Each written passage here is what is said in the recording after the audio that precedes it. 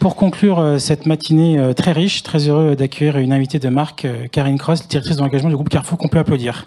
Voilà.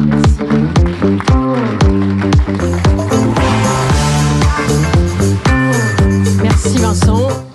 Bonjour à toutes et à tous. Donc Karine Cross, je suis directrice de l'engagement, ou en bon anglais Chief Impact Officer du groupe Carrefour. Donc Carrefour, j'espère que vous nous connaissez, j'espère que vous faites vos courses chez nous, dans nos magasins de proximité, nos markets, nos hypermarchés en e-commerce. On est évidemment un grand groupe de distribution. Donc quand Jean-Marc Borrello parlait des différents types d'entreprises, nous évidemment on est un groupe coté, très international. Donc sur tous les sujets de RSE, évidemment, ça change un peu la donne. Et je pense que vous en avez parlé ce matin avec la directive CSRD, tout ce qui est le reporting sur les entreprises cotées. Donc on a un groupe qui représente à peu près... on a 335 000 collaborateurs dans le monde, dans 40 pays. On fait un chiffre d'affaires de 90 milliards, ce qui en termes de RSE est important, parce qu'évidemment, on est en quelque sorte comptable assez souvent de ce qu'on vend dans nos magasins. Donc avec Vincent, on s'était dit que ça pouvait être intéressant de parler des grands enjeux RSE dans le retail. Donc en 10 minutes, je pense que c'est quelque chose d'assez impossible, mais de vous dire un peu comment on voit les grandes évolutions et les grandes tendances. Pour nous, il y a 3 sujets dans le retail. Le climat, donc ça, évidemment, c'est une découverte pour personne, mais je pense que c'est vraiment le sujet qui outrepasse en quelque sorte tous les autres, qui vraiment préoccupe tout le monde. On a le sujet de la limitation du gaspillage, donc le gaspillage dans toutes ses formes, le gaspillage plastique, le gaspillage alimentaire, le gaspillage des ressources. Évidemment, quand on travaille dans la grande distribution, c'est un sujet clé. Et puis on a la diversité et l'inclusion, c'est le S du ESG, sur lequel je pense qu'on est parfois moins avancé en Europe que dans d'autres zones géographiques du monde, notamment aux États-Unis. Et ça aussi, c'est un peu la nouvelle frontière qu'on a beaucoup de collaborateurs dans une entreprise, d'avancer sur le S et le social. Donc ça, évidemment, pour vous, c'est pas une surprise, c'est les 3 enjeux de demain, mais c'est vraiment des enjeux majeur. Sur le climat, alors je sais évidemment que vous êtes un public averti. Il y a un chiffre que j'aime bien donner en interne pour essayer de mobiliser les équipes. La dernière période glaciaire s'est finie il y a 20 000 ans. Donc le chiffre que je vous donne est repiqué de la formation 2 tonnes que certains d'entre vous connaissent peut-être. Donc il y a 20 000 ans, combien de degrés on a pris depuis 20 000 ans ?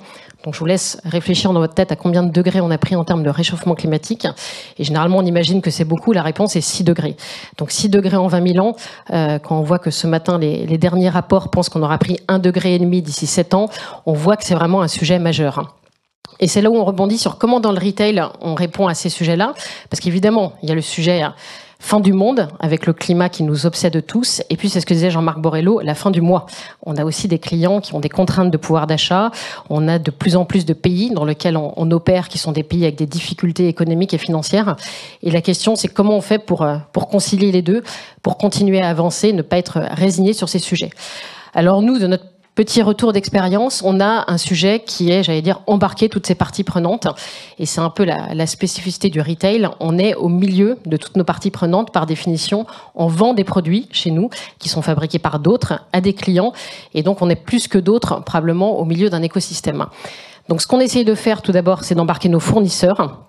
Ça, c'est vraiment un sujet majeur pour nous, embarquer nos fournisseurs sur le sujet du climat. Donc, dans le retail, on a beaucoup d'émissions indirectes. C'est-à-dire que dans notre empreinte carbone, on a 98% d'émissions indirectes qui sont liées aux produits qu'on vend en magasin, la canette de Coca, le pot de Nutella. Et donc, si on veut réduire notre empreinte carbone, il faut qu'on réduise l'empreinte des produits qu'on vend en magasin. Et donc, ça, pour nous, c'est un vrai challenge, qui est aussi généralement un challenge de l'agroalimentaire, de tous ceux qui ont une production agricole. Et donc, depuis le début, on essaye d'embarquer nos fournisseurs. Donc on a fait beaucoup de choses de manière très collaborative. On a lancé par exemple une coalition sur les alternatives végétales, qui est un moyen évidemment de réduire les émissions de CO2. Comme vous le savez, si vous consommez des nourritures végétales, ça émet moins de CO2 que l'alimentation carnée. Donc on a lancé une coalition avec 8 industriels internationaux pour essayer d'avoir 3 milliards de chiffres de vente sur les alternatives végétales. On le fait en lançant, par exemple, en relançant la consigne. On annoncera ça dans 2 jours. On va relancer la consigne de manière massive chez Carrefour. Et on le fait aussi en essayant de trouver plein d'astuces. Notre nouvelle idée, c'est d'essayer de mettre ça dans les accords commerciaux chez Carrefour, de se dire qu'on a un pouvoir de discussion tarifaire sur le prix des choses qu'on vend en magasin. Et donc, désormais, on essaye aussi d'inclure des engagements climatiques. Donc, on a fait un accord avec le fromager Bell, qui était le premier qu'on ait fait. Et on va essayer de continuer sur cette piste. Donc ça, c'est pour embarquer embarquer nos fournisseurs. La limite, évidemment, c'est que tout ça, c'est du collaboratif et que je pense qu'on partage tous dans cette salle le fait que sur le climat, les sujets deviennent vraiment urgents. Et donc, on a décidé de passer au coercitif. Donc, on a notre PDG, Alexandre Bompard, a annoncé l'année dernière une grande initiative auprès de nos 100 principaux fournisseurs. Donc, ce sont tous des multinationales. On parle de Danone, Nestlé, Unilever, Coca, donc tous des multinationales. On leur demande d'avoir une trajectoire climat 1.5 d'ici à 2026. Donc, ils doivent nous montrer qu'ils ont une trajectoire climat validée par des instances comme le SBTi. Et s'ils ne le font pas, on les sortira de nos magasins, on les déréférencera et nos clients ne les trouveront plus en magasin. Donc évidemment, ça a été apprécié de manière différente selon la partie prenante concernée. Mais nous, on se dit qu'on fait notre devoir. On est là toute la journée pour négocier sur des prix. On est là aussi pour dire le climat, c'est du non négociable. Donc voilà, ça c'est pour nous un des nouveaux enjeux 2024, de se dire comment on embarque tous nos fournisseurs. Un autre enjeu, c'est comment on embarque nos clients, puisqu'évidemment, on voit bien cette contrainte de pouvoir d'achat. On voit bien que nos clients ont moins d'argent, qu'ils vont vers des produits moins chers et qu'il faut bien pouvoir répondre à cette demande des clients. Donc ce qu'on fait, c'est d'abord d'essayer de faire des initiatives un peu win-win, c'est-à-dire des sujets où nous, on y gagne en termes de RSE et le client y gagne en pouvoir d'achat. Alors évidemment, c'est pas réplicable à l'infini, mais on a quelques initiatives, notamment la lutte contre le gaspillage alimentaire, qui est un sujet où on peut gagner des deux côtés. C'est-à-dire que nous, ça nous permet évidemment de vendre un peu plus de produits, ça nous permet d'éviter les invendus, et du côté des clients, ça leur permet d'accéder à une offre aussi auquel ils n'avaient pas accès avant parfois. Je pense que vous connaissez tous Too Good To Go, les paniers avec une remise assez significative. On a les paniers désormais en magasin Carrefour, on en a vendu 10 millions, donc on est un de leurs premiers partenaires. On a des paniers classiques de légumes, on a des paniers de boulangerie, désormais on a des paniers de viande aussi, et cela, ça illustre bien notre politique RSE. Vous avez de la viande, voilà, on est le 5 décembre, qui va jusqu'au 6 par exemple. Vous avez un panier de 12 €, on le solde à 4 €, donc nous, ça permet quand même d'éviter les invendus, et de l'autre côté, vous avez des familles qui n'avaient plus accès à la viande, ça coûtait trop cher, et qui sont ravis de pouvoir faire un repas à base de viande aujourd'hui ou demain. Donc ça, on réfléchit beaucoup, toutes les équipes dans RSE de Carrefour réfléchissent à comment on essaye de concilier les deux, sachant que c'est pas non plus réplicable à l'infini, parce que je pense que vous avez vu toute une série de conférences sur le fait que la transition écologique a un coût, et on le sait tous. Ou alors d'essayer de trouver de nouveaux business models. Et pour nous, c'est aussi la marque propre Carrefour. On a une marque propre Carrefour qui représente à peu près 30% de notre chiffre d'affaires. On veut porter ça à 40%. Et l'avantage des marques de distributeurs, c'est qu'elles sont évidemment moins chères que les marques nationales. Et donc, on peut mettre le petit delta de prix qui nous permet de financer la RSE. Donc ça, on le fait beaucoup. On veut avoir la marque propre la plus vertueuse du marché, la plus durable. Et on lance toute une série d'initiatives. Par exemple, on a pris un engagement de réduire, ça c'est un autre volet RSE sur le sujet santé, le sucre, le sel et les substances controversées dans les produits à marque Carrefour. Les substances controversées sont des substances, par exemple, qui ne sont pas interdites par la réglementation, notamment européenne, mais dont on suspecte qu'elles ont généralement un impact potentiellement cancérigène.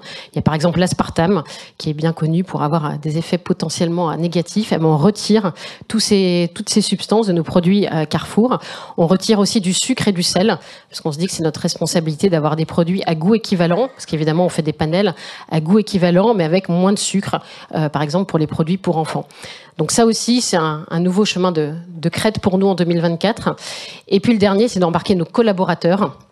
Parce qu'évidemment, on ne peut pas avoir une politique RSE sur les produits, sur les magasins, sans avoir une politique RSE pour les collaborateurs, sans avoir évidemment une politique de diversité et d'inclusion digne de ce nom. Donc on fait beaucoup de choses pour essayer de progresser sur ces sujets-là. On a 2 sujets qui nous ont tenus à cœur en 2023 et qu'on va essayer de continuer à pousser en 2024. Le premier, c'est la santé des femmes au travail, parce que je suis moi-même une femme. Quand on parle de diversité homme-femme dans une entreprise, on parle souvent d'accès aux postes de cadre dirigeant, d'accès de promotion des femmes, ce qui est évidemment un combat majeur et qui est clé. Mais il y a aussi la santé des femmes qui est différente de celle des hommes. Et donc, on a lancé une initiative sur l'endométriose où on propose à chaque femme chez Carrefour, il y en a quand même 52 000 rien qu'en France, qui souffrent d'endométriose lourde, d'avoir une journée d'absence rémunérée par mois, payé par Carrefour, ce qui nous permet de remédier à des formes de distorsion pour les femmes qui en souffraient, qui étaient soit quelque part forcés à venir travailler en souffrant, soit qui posaient une journée d'arrêt. Mais comme vous le savez, la première journée d'arrêt, c'est avec le délai de carence, n'est pas rémunéré. Donc ça, c'est un vrai sujet de se dire, si on veut avoir une politique RSE totale, il faut aussi faire des sujets RSE pour ses salariés. Et l'autre sujet qui nous tient à cœur, c'est le handicap, dont on a fait la grande cause de notre plan stratégique. On veut vraiment progresser sur le handicap pour nos collaborateurs. Donc on a pris un engagement d'avoir 15 000 collaborateurs en situation de handicap en 2026. Donc 15 000 collaborateurs, c'est quand même un chiffre assez significatif. Et puis surtout d'avoir une expérience client pour les clients en situation de handicap dans nos magasins qui soit la plus inclusive possible, avec toute une série d'innovations. Parfois c'est des sujets de bon sens auxquels voilà, il fallait penser. Parfois, c'est des choses très technologiques, hein, surtout ce qui est la reconnaissance pour les personnes malvoyantes avec des QR codes, avec de l'intelligence artificielle. Mais ça aussi, c'est vraiment la nouvelle frontière pour nous, 2024, de se dire qu'il y a des sujets majeurs comme le climat, mais il ne faut pas qu'on oublie non plus le S de diversité. Et donc, ça va être un des sujets sur lesquels on va travailler.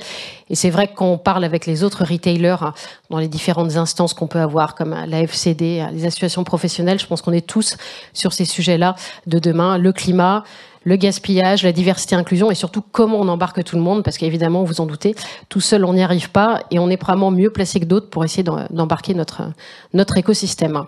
Donc voilà en quelques mots, très rapides, nos enjeux pour 2024. Merci beaucoup. Merci beaucoup. On peut applaudir.